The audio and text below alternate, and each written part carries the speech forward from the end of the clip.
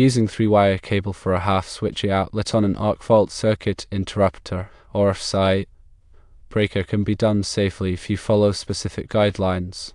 AFCI breakers require dedicated neutral conductors for both the load side and the line side of the circuit. In a half-switching outlet setup, each outlet will have its own neutral conductor running back to the panel. Utilizing a 3-wire cable ensures that a dedicated neutral is provided for both outlets.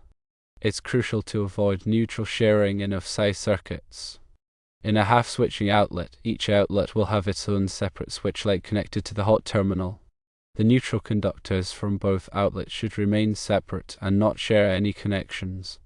The recommended configuration for the 3-wire cable from the switch to the half-switched outlet is as follows. Firstly, the black wire should be the switch leg for outlet 1. Secondly, the red wire should be the switch leg for outlet 2. Thirdly, the white wire should be the neutral for both outlets. And finally, the bare copper wire should be the ground.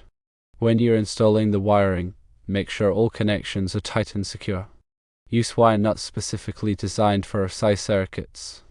It is important to cover the electrical box with an AFCI rated faceplate. It is important to note that the other half of the half-switching outlet, meaning the constant on side, should not be used on an AFCI circuit. If you are replacing an existing outlet, confirm that the wiring is compatible with the AFCI breaker.